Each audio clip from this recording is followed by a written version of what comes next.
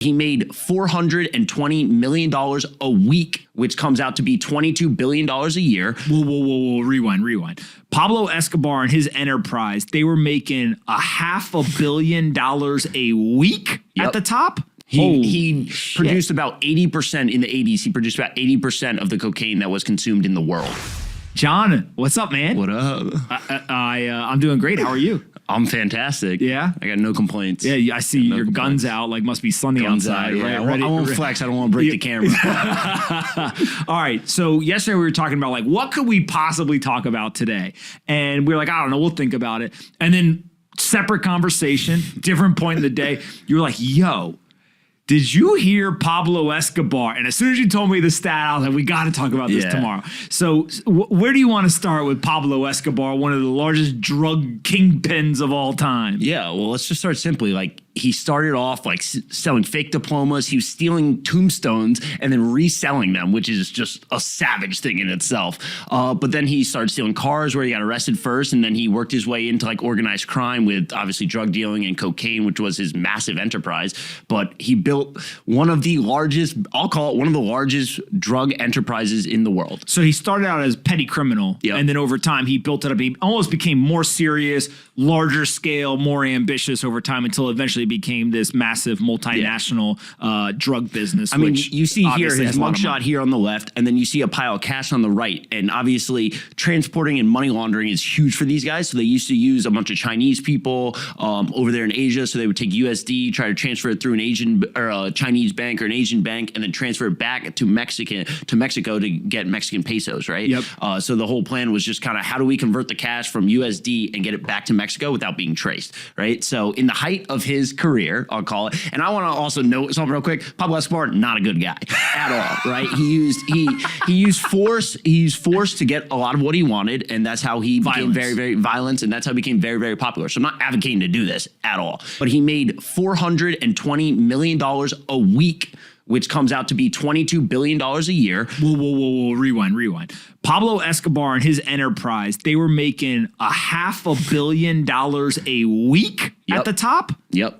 He produced about 80% in the 80s. He produced about 80% of the cocaine that was consumed in the world. Okay, so him and his enterprise create 80% of the cocaine in the world. They're booking $420 million a week in revenue, $22 billion a year. Keep going.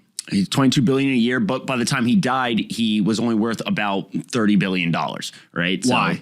So he spent a lot of money, frankly, right? Like, he was a philanthropist. He did build a lot in Mexico. He did invest a lot. He was an economic developer in the nation. But when you're raking in $420 million, I'm sure that you waste a little bit, right? So we'll get to it in some wild facts in a second.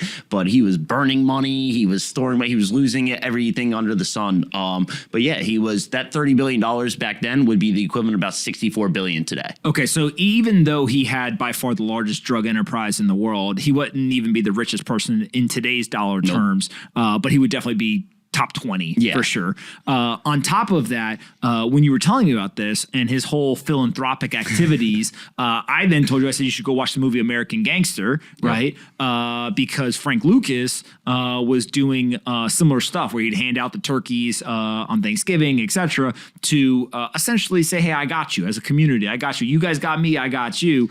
But also, I rule with an iron fist, and if there's any problems, then the violent side can come out. I treat it like the mob, where they rob you, and then they say, if you want protection from being robbed, you should pay us. I treat it similar to that. It's almost like forcing it upon them. Like, I'm sure they liked it, but it wasn't anything crazy. But yeah, he was a philanthropist. You know, he was a congressman.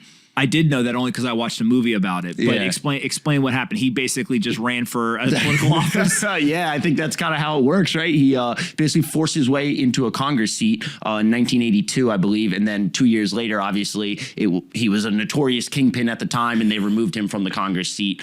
So he was elected in a free and fair election. However you want to call that. Similar to how Putin gets reelected. Okay, so he got elected to Congress, probably spent a lot of money, bought a lot of influence, let's call it. And then 2 years later, he was forced to resign after a campaign that exposed his criminal activities. That's wild. But now say this second, because this was the stat that kicked off this entire conversation.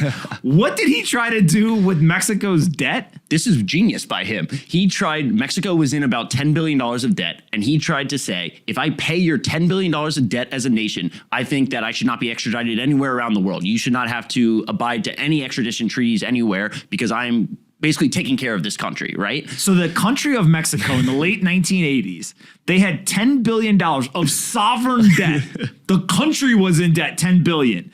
And he had the $10 billion, and he said, I will pay off the country's debt so that Mexico can be free of debt. But in exchange, no matter whatever happens in the world, you cannot let anyone come and take me. Exactly. And as we know, a lot of the story is he did not do that, and Mexico did not accept his money because that's a ridiculous offer, I think. But yeah, and then you just kind of go down the line, right? You're talking about how does he not have more money today than anyone else, basically? Oh, I'm sorry. It was in Colombia, not Mexico is what he was trying to pay off. Excuse me, Colombia. All this in Colombia. But yeah, he also, when he was on the run in 1992, 1993, he notoriously apparently burned $2 million to keep his daughter warm. So freezing, you're on the run, you're in a hideout place. He put $2 million of cash in a pile and burned it and had her sit next to the fire. It's not a fire log, obviously. That probably burned very, very quickly. But burning $2 million to keep your daughter warm just shows that's what the kind of guy was, right? He wasn't worried about the money aspect of it. He was obviously already on the run at that point. And then he spent an estimated $2,500 a month on rubber bands to keep his money. $2,500 a month. That's more than people pay in rent just to keep rubber bands to keep your money in. It's absolutely ridiculous the amount of money that he was making throughout his time. Dude, these are wild stats. 10% or $2 billion a year. They just chalked it up and said, oh, yeah, the rats are going to eat it. He would store money in warehouses, different facilities, his house. He would store it in just open fields because he had so much money, he had nowhere to put it. And then obviously rats and weather and everything can destroy cash dollar bills. So he would lose, apparently notorious to his brother, he'd lose about 10% or $2.1 billion a year. Yeah. Did the people of Colombia like him? From everything I read, there's definitely mixed feelings because he was such a big philanthropist. He built over 70 soccer fields. He built a zoo in Colombia and everything like that. So it obviously, he was a big philanthropist, but I think people know when you rule with an iron fist, you're not the most loved individual in the world. It goes back to that, would you rather be loved or hated? And I think he was a little bit of both. You know that I went to the zoo in his compound in Colombia. Hacienda Napoles, I think is how you pronounce it. We're going to get to that. All right, go ahead. Tell me about Hacienda Napoles. I went there physically. Well, I was on the ground. I went and saw it. I'm going to talk about one thing before we get to that. I don't know if you guys are aware, but Pablo Escobar was on the Forbes billionaire list for 4 or 5 straight years, even though he was a criminal and on the run from the United States. So this is from 1987, the first time he made the billionaires list. It states in the article that he was not only a U.S. fugitive, but he was also had a net worth of approximately $3 billion in 1987. This was closer to the height of his career. I think that is extremely understated, and so does Pablo's son, because he's quoted saying, Forbes couldn't have, can't, and won't ever have access to it, or review the accounting books from mobsters, so they can't calculate their alleged fortunes, not even close to the real figures. So that just speaks to these guys don't keep, and they might, but they don't share accounting books. They don't share what their revenue is, what their profit is, right? So everything that Forbes did in these past few years when he was on the Forbes billionaire list was a guess. They had no clue, right? So he probably had more money than they were saying. That's exactly what his son is saying, is you guys have absolutely no clue. The way mobsters work is they don't do public filings. They don't tell you what their revenue is up front. Everything works behind the scenes, and that's exactly what he did. I think he was worth well over $3 billion at this point, considering how much money he was making. All right, now tell me about Hacienda Napoles. All right, Hacienda Napoles is an absolute compound, dude. He built a house. It's on the top of this mountain so he can see 360 degrees around if anyone's coming. Yeah, he built it. It cost him about $60 million to build. There's the original plane from apparently the first trip he did with cocaine to the United States. And that is the entrance to the compound right there. But the compound has an airport, several swimming pools, a man-made lake, a private zoo with exotic birds, hippopotamuses. I fed a hippo at Hacienda Napoles. They still have it. Notoriously, a bullfighting ring as well, but notoriously once they came in and took over his compound, once he was dead and everything, there was 4 hippos left, and the hippos started reproducing. And what do we call it? There's now hundreds of hippos that are just from those 4, and those are the only animals that kind of stayed in the compound. Yeah. So what's fascinating? They turned it into a museum with an amusement park. Basically, they sell tickets to it. You can go if you go to Colombia. You can buy a ticket. You can go to this compound. You also can. Walk around. They have fake dinosaurs. Yep. Like they have like life size. Those were there when he. He definitely put those there because no one would be crazy enough to put that stuff there later. And then they have like kind of like a museum area where basically it's documenting his rise, fall, and ultimate death. But you want to know the craziest part about it?